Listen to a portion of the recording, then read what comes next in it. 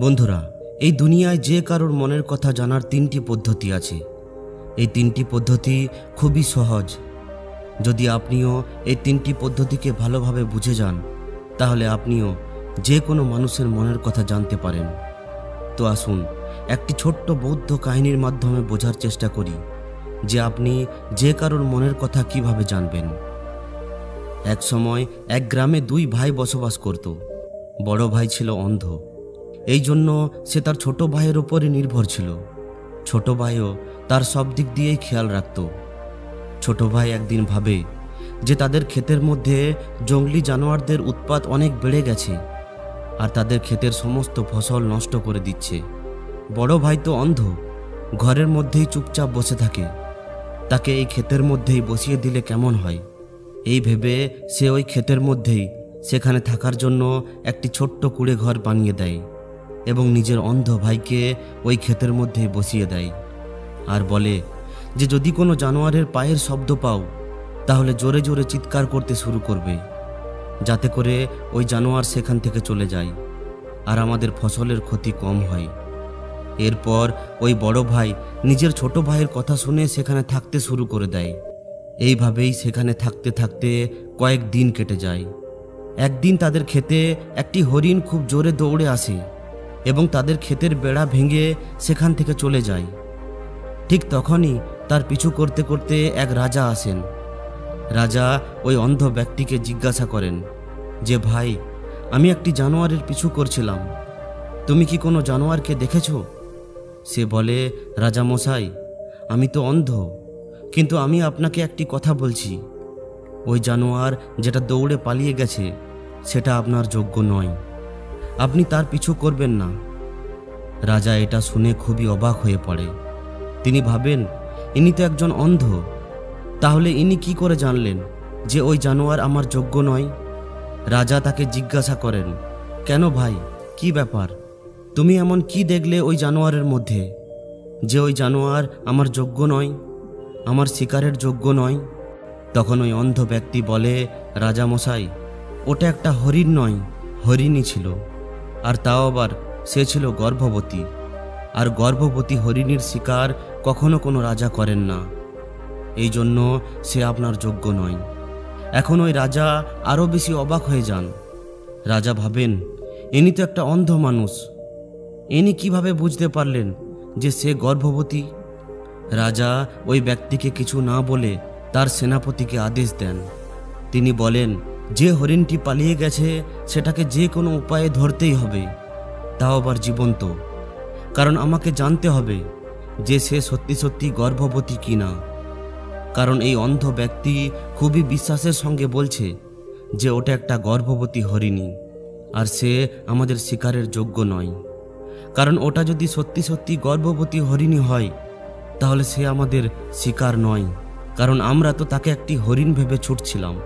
তখন ওই সেনাপতি সেখানে যায় এবং ওই হরিণের খোঁজ লাগায়। একটু পরে যখন সেনাপতি আসে তখন তিনি রাজাকে বলেন, রাজা মশাই, কথাটা একদমই সত্যি, ওই হরিণী গর্ভবতী। রাজা ওই গর্ভবতী হরিণকে ছেড়ে নিজের মহলে চলে আসেন। তিনি রাতভর এটাই ভাবতে থাকেন যে ওই অন্ধ ব্যক্তিটি হরিণটির ব্যাপারে এতটা সঠিক কিভাবে বলে দিল, সে এটা কিভাবে করল। পরের দিন রাজা দুটি সিপাহী পাঠিয়ে ওই ব্যক্তিকে নিজের দরবারে হাজির করতে বলেন।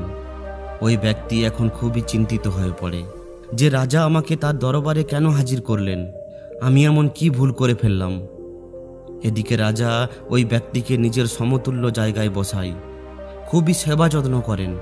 এরপর তিনি তাকে জিজ্ঞাসা করেন যে আমাকে এটা বলো তো, তুমি ওই হরিণটির ব্যাপারে এতটা সঠিক কিভাবে বললে? তুমি কিভাবে বললে যে সেটা একটা গর্ভবতী হরিণী? ওই অন্ধ ব্যক্তিটি বলতে শুরু করে, মহারাজ, আমি এটা এইভাবে বুঝতে পারলাম, যদি সে হরিণ হতো তাহলে আমি ক্ষেতের চারিদিকে যে বেড়া দিয়েছিলাম সেটা সে লাফ দিয়ে পেরিয়ে যেত, কিন্তু সে এমনটা করেনি, সে ওই বেড়াটি ভেঙে চলে গেছে। এর জন্যই আমি বুঝতে পারলাম যে ওটা একটা গর্ভবতী হরিণী। যদি সে লাফ দিয়ে যেত তাহলে তার এবং তার পেটের বাচ্চার চোট লাগতে পারত। সে তার নিজের এবং তার বাচ্চার সুরক্ষার জন্য ওই বেড়াটি ভেঙে যাওয়াটাই উচিত ভাবে। এইভাবেই আমি বুঝতে পারি। ওই ব্যক্তির এই অসম্ভব বুদ্ধি দেখে রাজা খুব খুশি হন। সবাই তার এই বুদ্ধিমত্তার গুণগান করতে থাকে। এরপর ওই ব্যক্তিটি বলেন, মহারাজ, এখন আমাকে আমার বাড়িতে পৌঁছে দেওয়ার ব্যবস্থা করুন। রাজা বলেন, না, এখন না, এখন তুমি রাজমহলেই থাকবে। তুমি এখন আমার অতিথি। আমার মনের মধ্যে আরও কিছু প্রশ্ন আছে।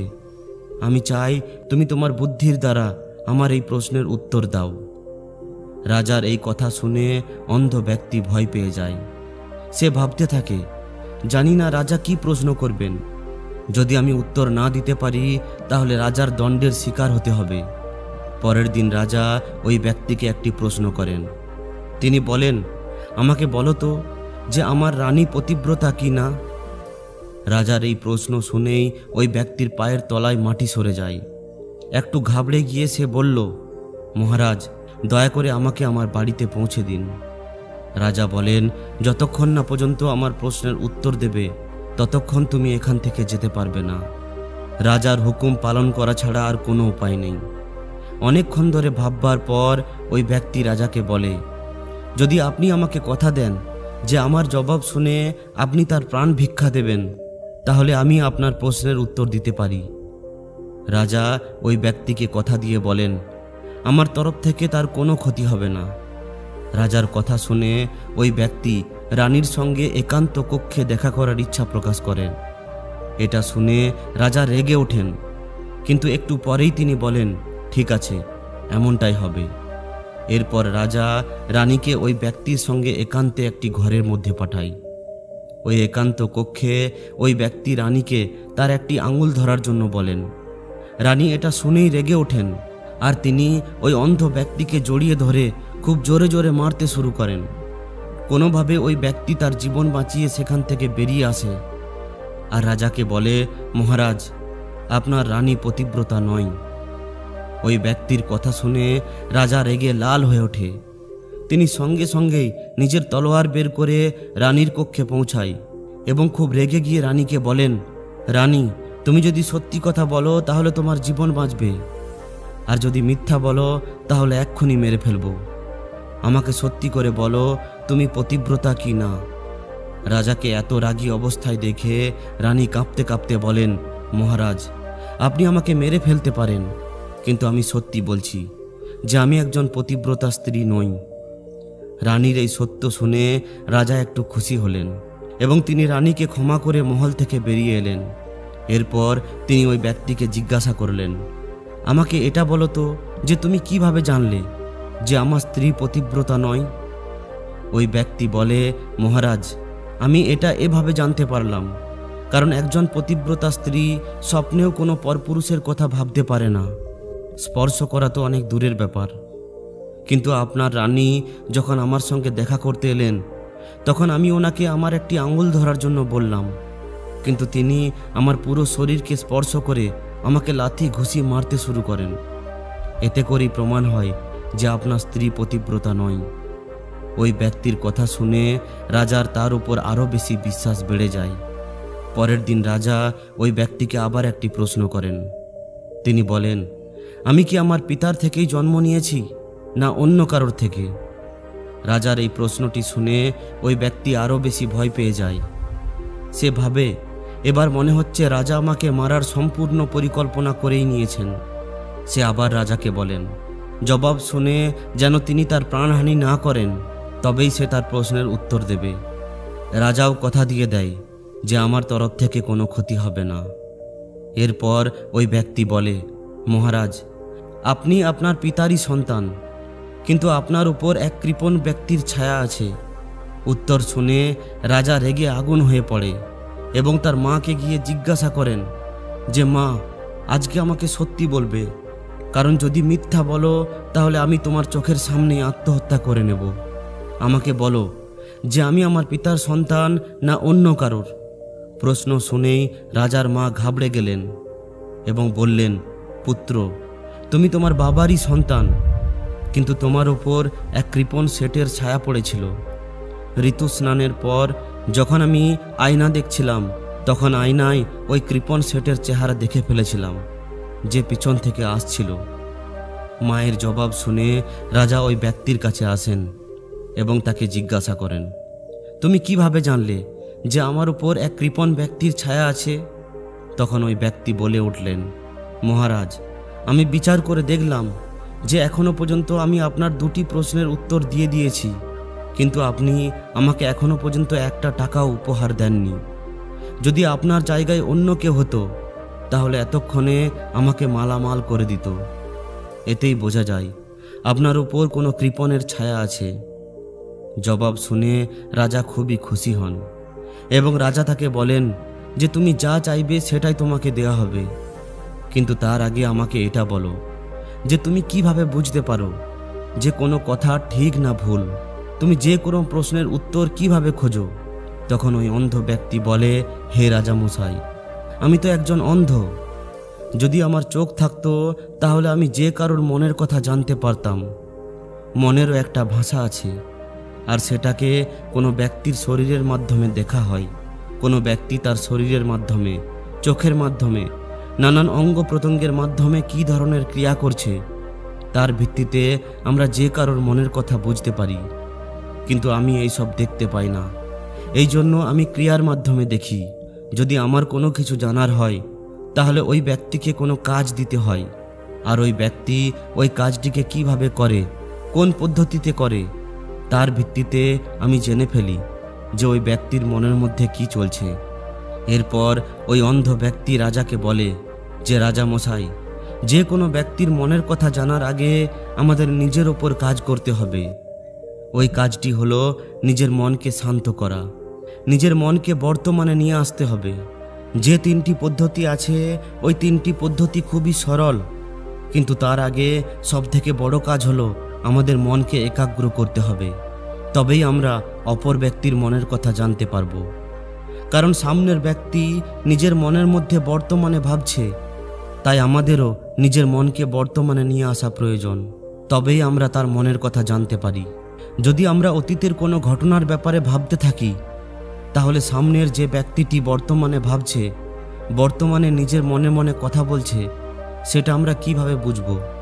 তাই সবথেকে গুরুত্বপূর্ণ হলো আমাদের নিজেদের মনকে বর্তমানে রাখা প্রয়োজন। এরপর এই 3টি পদ্ধতিতে খুব সহজেই যে কোনো ব্যক্তির মনের কথা জানতে পারবে। সবথেকে প্রথম পদ্ধতি হলো চোখের ওপর ধ্যান দাও। কোনো ব্যক্তির সঙ্গে কথা বলার সময় তার চোখের ওপর ধ্যান দেওয়া সবথেকে বেশি গুরুত্বপূর্ণ। চোখ কিছু না বললেও অনেক কিছু বুঝিয়ে দেয়। যদি আমরা কোনো ব্যক্তির ইশারাকে বুঝতে শিখে যাই তাহলে আমরা জানতে পারবো যে ওই ব্যক্তির মাথার মধ্যে কি চলছে। আমার কাছে তো দৃষ্টি নেই, কিন্তু আমি আমার গুরুর কাছে এই বিদ্যা শিখে রেখেছি। অনেক বছর আগে যখন আমার দৃষ্টিশক্তি ছিল তখন ওই সময় আমি লোকেদের মনের কথা নিজের চোখের মাধ্যমেই জেনে ফেলতাম। আপনাকে কোনো ব্যক্তির চোখের মধ্যে অনেক ধরনের ব্যাপারকে লক্ষ্য করতে হবে, যেমন সে কেমনভাবে তাকাচ্ছে, কেমনভাবে এদিকে ওদিকে দেখছে, সে আপনার সঙ্গে যখন কথা বলছে তখন সে তার চোখ কোন দিকে ঘোরাচ্ছে, ওপরে ঘোরাচ্ছে, নিচে ঘোরাচ্ছে না আশেপাশে, তার চোখ দুটি খুশি দেখাচ্ছে না নিরাশ। যেমন একটা চোরের চোখের দিকে যখন আমরা তাকাই তখন আমরা বুঝে যাই যে ওই ব্যক্তিটি কোনো ভুল করেছে, ওইভাবেই কোনো চালাক ব্যক্তির চোখ একটু অন্য ধরনের হয়ে থাকে। যখন আপনি কারোর চোখের দিকে দেখবেন তখন আপনি বুঝতে পারবেন যে তার চোখের মধ্যে দিয়ে একটা ভাষা ফুটে উঠেছে। যেমন ধরুন, যদি আপনি বুঝতে চান যে কোনো ব্যক্তি মিথ্যা বলছে কিনা তাহলে তার চোখের দিকে ধ্যান দিয়ে দেখবেন। যদি সে উপরের দিকে দেখে, মাথার দিকে তাকায়, তাহলে বুঝে যাবেন যে সে আমাদের মিথ্যা বলার জন্য কোনো না কোনো উপায় খুঁজছে। আবার যদি আমরা কাউকে কিছু জিজ্ঞাসা করি আর সে আমাদের মিথ্যা বলে তাহলে সে আমাদের চোখে চোখ মেলাতেই চায় না, কারণ সে ভয় পায় যাতে সে ধরা না পড়ে যায়। এই ধরনেরই আরও অনেক ভাষা আছে।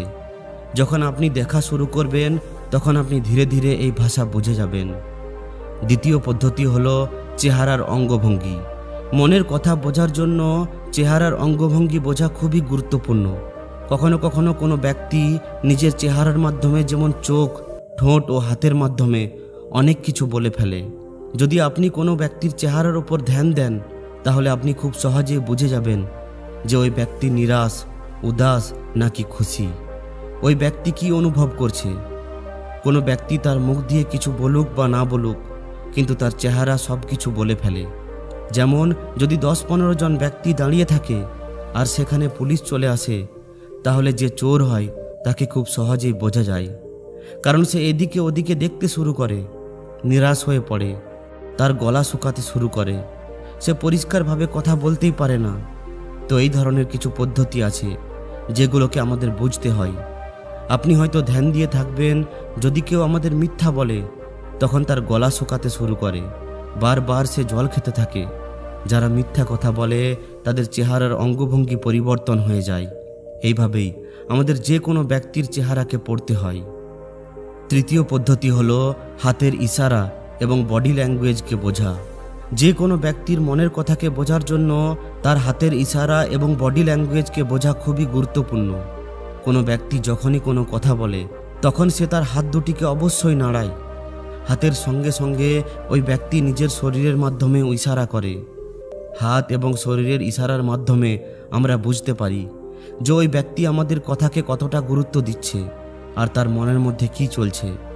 বডি ল্যাঙ্গুয়েজকে দেখার জন্য তার হাত মটকানো, শরীরের ওঠা বসা, ঝুঁকে থাকা, বারবার হাত দুটিকে চেহারার উপর নিয়ে আসা, একটি হাত দিয়ে অন্য আরেকটি হাতকে ঘষা, এমন অনেক ক্রিয়া থাকে যেগুলোর ওপর আমাদের ধ্যান দিতে হয়। মনের কথাকে বোঝার জন্য আমাদের এই বডি ল্যাঙ্গুয়েজকে বুঝতে হয়। যদি আমরা এই 3টি পদ্ধতিকে সঠিকভাবে ধ্যান দিয়ে বুঝে ফেলি, তাহলে আমরা খুবই তাড়াতাড়ি যে কোনো ব্যক্তির মনের কথা বুঝে নিতে পারি। কারণ যে কোনো ব্যক্তির মনের মধ্যে কি চলছে সেটা সোজাসুজি তার চোখ, মুখ বা চেহারার মধ্যে ফুটে ওঠে, আর এগুলিকে দেখেই আমরা বুঝে ফেলি। আমাদের শুধুমাত্র এই ভাষাগুলি বোঝার বা জানার প্রয়োজন, কিন্তু এর থেকেও আগে সবথেকে প্রথমে আমাদের মনকে কেন্দ্রীভূত করতে হবে। আমাদের মনকে সম্পূর্ণভাবে শান্ত করতে হবে, তবেই আমরা যে কোনো ব্যক্তির মনের কথাগুলিকে খুব সহজেই বুঝতে পারব। তো বন্ধুরা, ভিডিওটি কেমন লাগলো অবশ্যই কমেন্টে জানান। যদি ভালো লাগে তাহলে অবশ্যই লাইক করুন এবং নিজের আপনজনদের সঙ্গে শেয়ার করে দিন। আর যদি এই ধরনেরই আরও শিক্ষামূলক ভিডিও পেতে চান তাহলে আমাদের চ্যানেলটিকে অবশ্যই সাবস্ক্রাইব করে নিন। ধন্যবাদ।